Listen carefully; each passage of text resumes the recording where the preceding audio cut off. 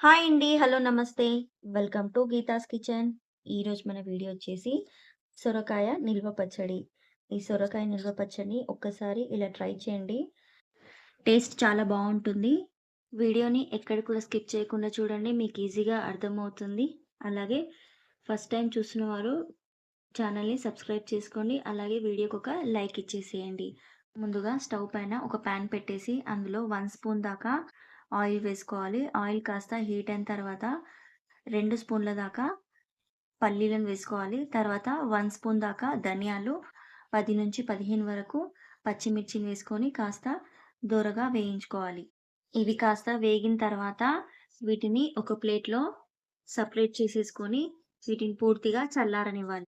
తర్వాత ఇదే పాన్‌లో half spoon దాకా ఆయిల్ వేసుకోవాలి.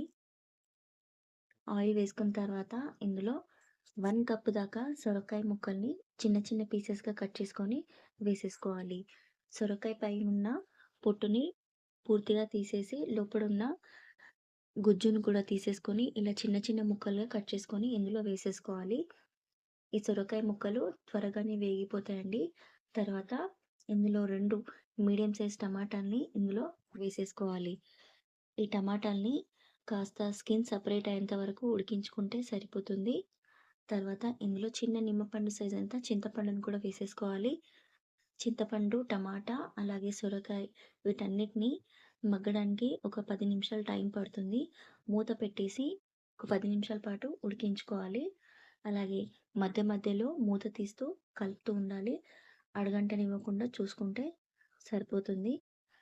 తర్వాత ఒక 10 నిమిషాల తర్వాత చూడండి సొరకాయ కానీ, టమాటా కానీ పూర్తిగా ఒక 50% వరకు ఉడికిపోతుంది.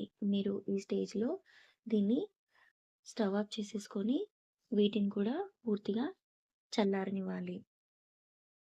తర్వాత ఒక చిన్న మిక్సీ జార్ తీసుకొని అందులో ఫస్ట్ పచ్చిమిర్చి, పల్లీలు, అలాగే ధనియాలు ఈ మూడిటిని కాస్త బరకగా మిక్సీ పట్టేసేయాలి. తర్వాత సొరకాయని, టమాటాని వేసేసుకొని కొంచెం మరీ మెత్తగా కాకుండా కొంచెం కచ్చాపచ్చాగానే దంచేసుకోవాలి. తర్వాత ఇందులో 4 వెల్లుల్లి రెబ్బలు, కొద్దిగా కొత్తిమీర వేసేసుకొని రుచికి సరిపడా సాల్ట్ వేసుకొని మిక్సీ పట్టేసుకోవాలి. తర్వాత ఇదే పాన్‌లో 1 స్పూన్ దాకా ఆయిల్ వేసుకోవాలి. తర్వాత పోపు దినుసులన్నీ వేసేసుకోవాలి.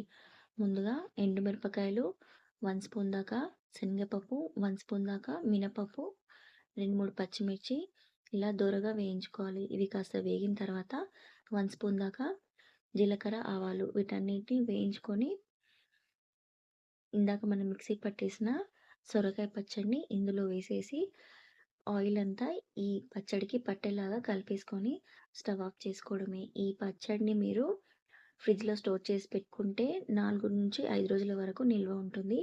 అలాగే ఈ పచ్చడిని మీరు జొన్న రొట్టెలో కానీ, వేడి వేడి అన్నంలో కాస్త నెయ్యేసుకొని తిన్నారంటే రుచి చాలా బావుంటుందండి. ఖచ్చితంగా మీరు ట్రై చేయండి. మీరు ట్రై చేసిన తర్వాత మీకెలా వచ్చిందో నాతో షేర్ చేయడం మాత్రం అస్సలు మర్చిపోవద్దు. వీడియో గనుక మీకు నచ్చినట్టయితే లైక్ చేయండి, షేర్ చేయండి. అండ్ ఫస్ట్ టైం నా ఛానల్ చూస్తున్నవారు ఛానల్‌ని సబ్స్క్రైబ్ చేసుకోండి.